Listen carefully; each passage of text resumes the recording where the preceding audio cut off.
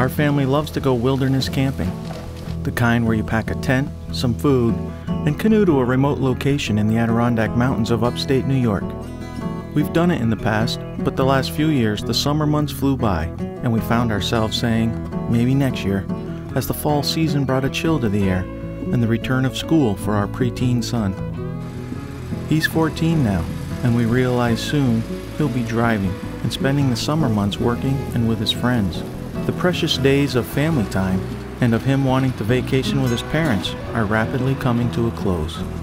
When the weather report called for 3 glorious days of sunshine in a row, my wife and I knew it was time. Time to forget the chores and jobs around the house, leave all electronics behind, and head for the mountains.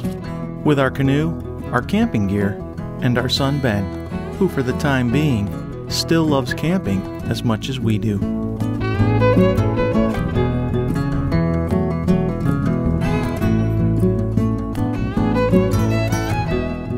As a freelance television videographer and producer, I always bring my cameras along on these camping trips so I can capture the sunrises and sunsets and sell them as stock footage or use them in a variety of my own projects. But this trip was different. I planned to do those things for sure, but I also wanted to capture the precious moments that happen on these wilderness camping adventures. The little things, like playing games, watching the clouds go by, and eating s'mores by the campfire.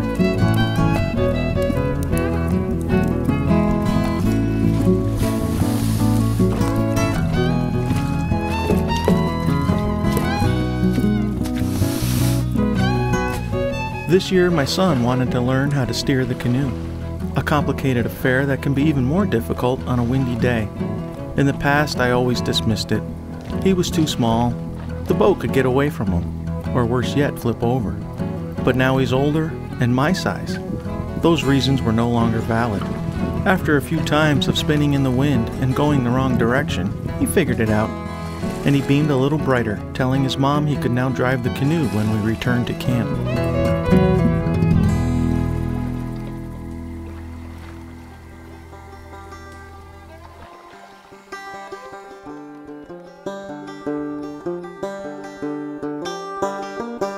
Wilderness camping can be a challenge. No electricity, no running water, and no toilet facilities.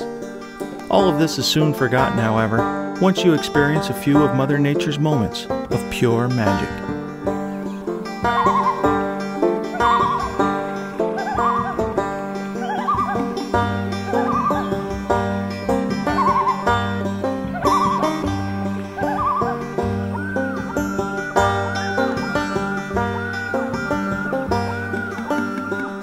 The playfulness of loons in their haunting call are unforgettable, but the real spectacle starts at 4:40 in the morning, just before sunrise.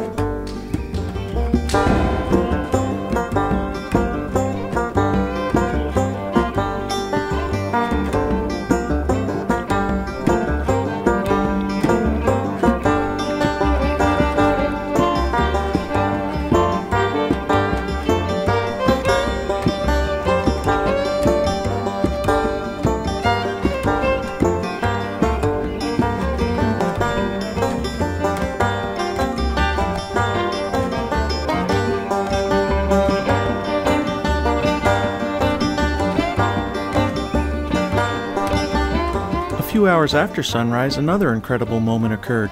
The brilliant sun reflected off the slightly rippling water, and the shoreline came alive.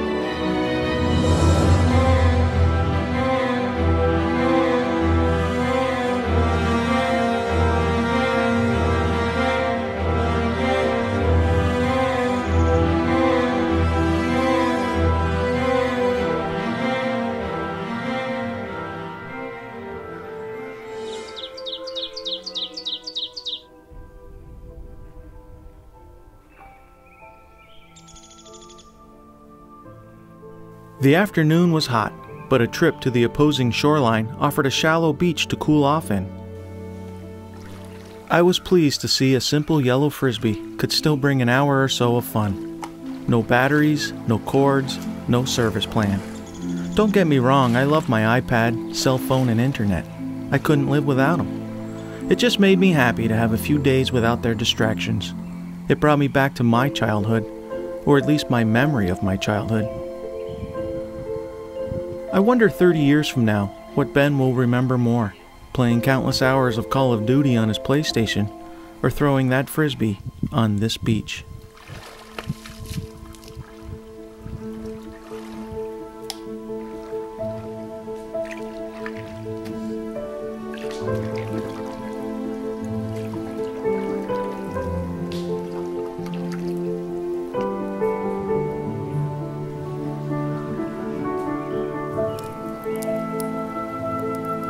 Hot dogs by the fire, a few casts of the fishing rod, some incredibly scenic views, and dusk was upon us. We spent hours sitting by the fire talking. It's amazing how your kid will open up to you when there are no distractions, no TV show to watch, video games to play, or someone to text. It was around the fire that night, when the birds stopped chirping and the crackle of the fire echoed off of nearby trees, that I realized perhaps this was the most magical moment of all.